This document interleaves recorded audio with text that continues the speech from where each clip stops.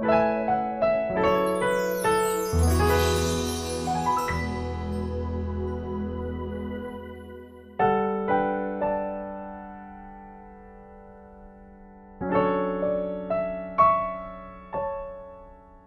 a father who promises his young child a trip to the park after work. The day doesn't go as planned. He's caught in heavy traffic, his meetings run late, and unexpected errands pop up. At the end of the day, he's exhausted, but despite all the delays, he still takes his child to the park. The promise wasn't forgotten, and his commitment stands firm. The father's ability to keep his word, even when things went off course, reflects a deeper truth about God's unwavering faithfulness to us.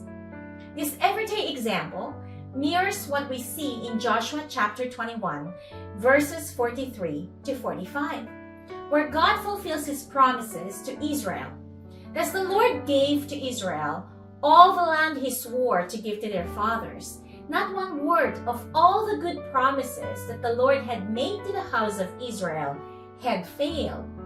All came to pass. After decades of wandering in the wilderness, dealing with internal strife, external enemies, and sometimes their own disobedience, the people of Israel finally entered the promised land. Every single promise God had made, despite their failures, fears, and doubts, came to fulfillment. Think about this for a moment. Israel was not perfect.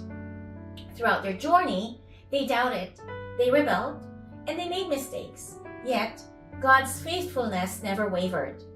His promise to their ancestors to give them the land was not based on their performance, but on God's unchanging nature and sovereign plan.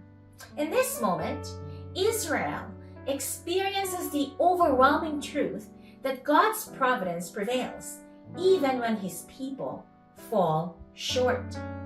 This leads us back to the theme of our sermon series, grounded in Romans chapter 11, verse 33. Oh, the depth of the riches of the wisdom and knowledge of God, how unsearchable his judgments and his paths beyond tracing out. God's plans are so much higher than ours, and his wisdom is far beyond our understanding. What Israel saw as failure, delay, or defeat, God saw as part of his grand design, his sovereign will unfolding through history.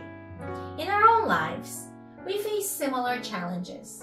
We might feel like we've fallen too far, made too many mistakes, or that the delays in our lives are evidence that God has forgotten his promises to us. But the truth we see in Joshua chapter 21 is this: God's promises do not fail. He is sovereign over every situation. His love endures even through our worst moments and darkest failures and our greatest fears. Take a moment to reflect on this. God's grace is greater than our weaknesses. Just as he remained faithful to Israel, leading them through the wilderness and into the promised land, he remains faithful to us. We may not understand every twist and turn in our journey, but we can rest in the truth that not one of his promises will fail. God bless us all.